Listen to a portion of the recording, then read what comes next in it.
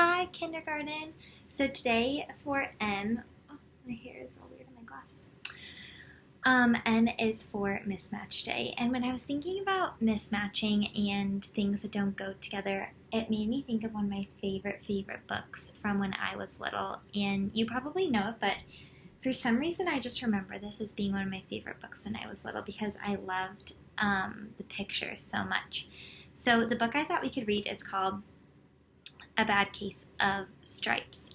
And it made me think of Mismatch Day because if you've read it before, maybe you can see from the cover page, our character in the story, her skin starts to change and it turns all different types of patterns and colors, and they don't exactly match. And you might think maybe they don't match with her clothes or how we normally see people, but it's okay. And sometimes people look different, and she ends up, we'll see what happens to her. But it made me think of this story because Mismatch Day sometimes is all about wearing stripes and polka dots and all these different patterns.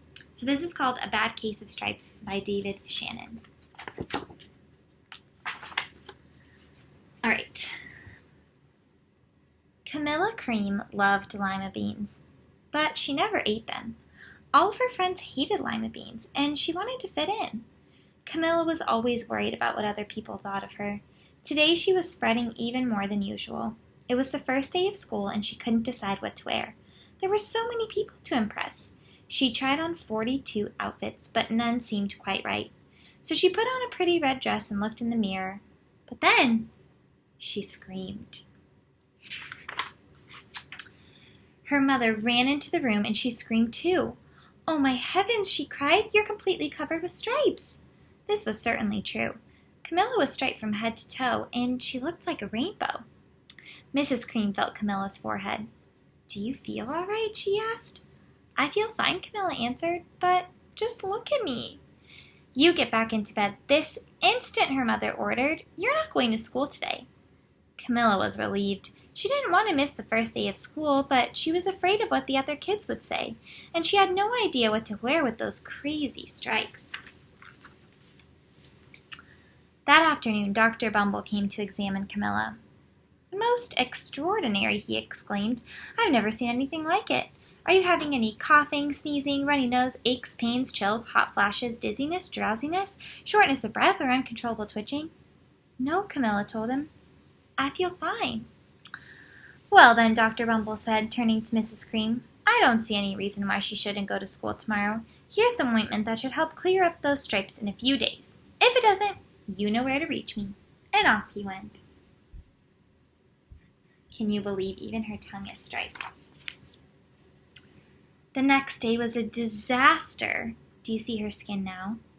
Everyone at school laughed at Camilla, and they called her Camilla Crayon and Night of the Living Lollipop.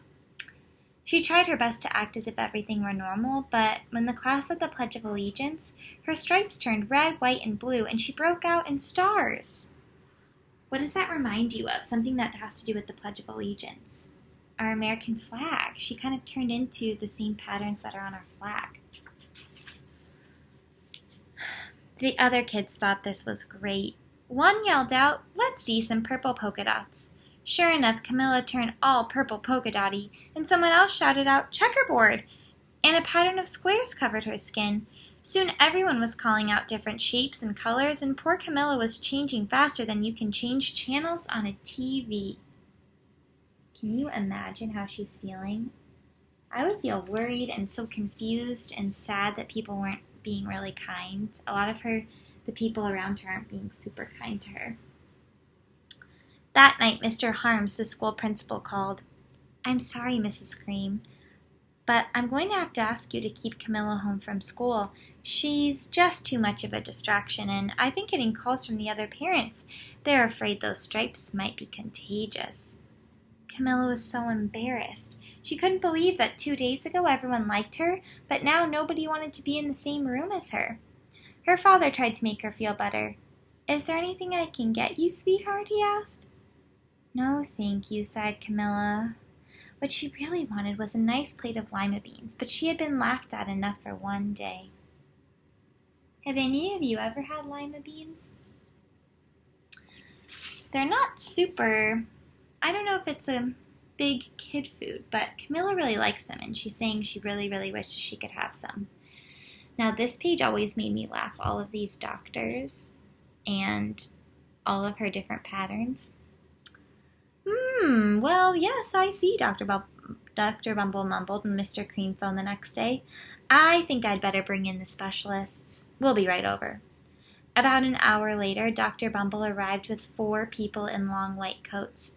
He introduced them all to the Creams. This is Dr. Grop, Dr. Sponge, Dr. Cricket, and Dr. Young. Then the specialists went to work on Camilla.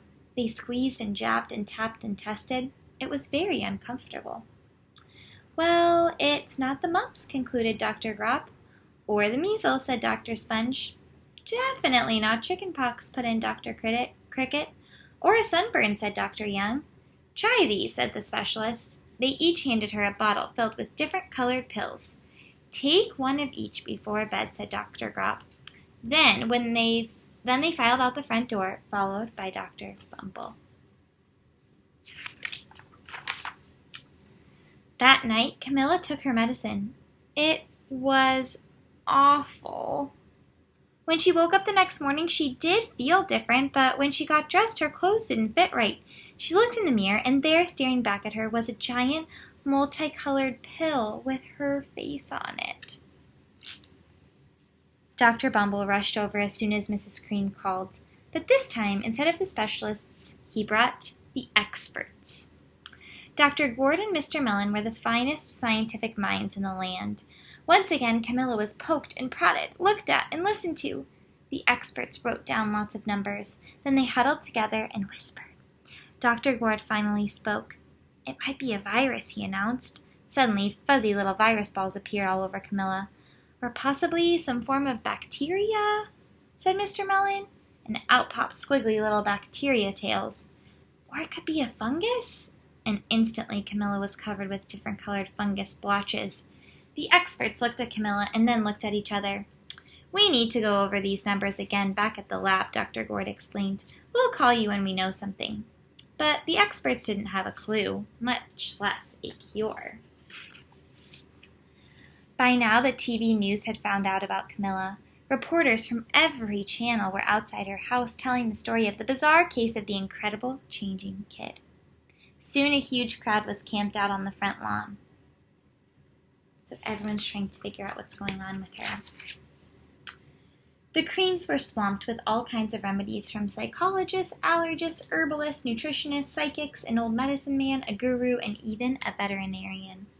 Each so-called cure only added to poor Camilla's strange appearance until it was hard to even recognize her.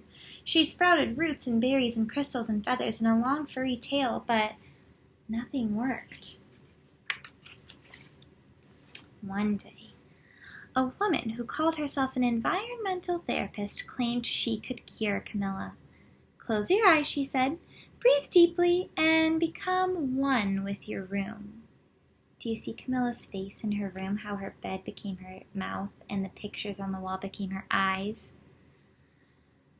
I wish you hadn't said that, Camilla groaned. Slowly she started to melt into the walls of her room. Her bed became her mouth, her nose was a dresser, and 2 paintings were her eyes. The therapist screamed and ran from the house. What are we going to do? Cried Mrs. Cream. It just keeps getting worse and worse. She began to sob.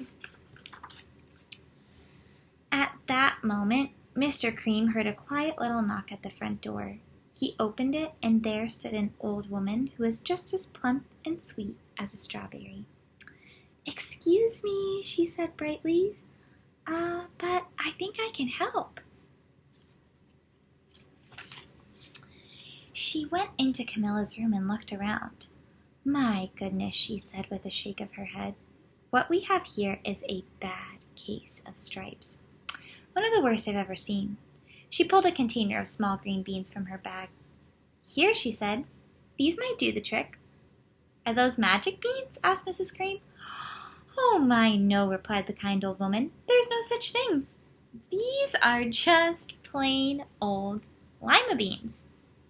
I bet you'd like some, wouldn't you? She asked Camilla. Camilla wanted a big, heaping plate full of lima beans more than just about anything, but she was still afraid to admit it. Yuck, she said. No one likes lima beans, especially not me. Oh dear, the old woman said sadly. I guess I was wrong about you. And she put the beans back in her bag and started toward the door. Camilla watched the old woman walk away. Those beans would taste so good, and being laughed at for eating them was nothing compared to what she'd been going through. She finally couldn't stand it. Wait, she cried. The truth is, I really love lima beans. I thought so, the old woman said with a smile. She took a handful of beans and popped them into Camilla's mouth. Said Camilla. Suddenly the branches, feathers, and squiggly tails began to disappear, and then the whole room swirled around. When it stopped, there stood Camilla, and everything was back to normal. I'm cured, she shouted. Yes, said the old woman. I knew the real you was in there somewhere. She patted Camilla on the head, and then she went outside and vanished into the crowd. Afterward, Camilla wasn't quite the same. Some of the kids at school said she was weird, but she didn't really care. She ate all the lima beans she wanted, and she never had even a touch of stripes again. But look at her bow. Do you see how she's kind of remembering what happened with her rainbow stripe bow in her hair? And that's the end. So she wasn't able to fix what was happening with her until she finally just was okay being herself and liking the things she wanted to like. And this story isn't real. Like, no one's skin would ever change all of these colors or anything like that. But it's kind of a lesson, in the moral of our story is that we have to make sure that we are okay with ourselves, and that if you like something and no one else does, it's okay for you to like it. And you shouldn't be embarrassed or feel sad that no one else likes it. As long as you like it, then you can keep doing it. Just like Camilla's lima beans. So I hope you have a great Mismatch Day and Specialist Friday, and I will see you all again soon. I hope you have a good weekend too. I miss all of you so much.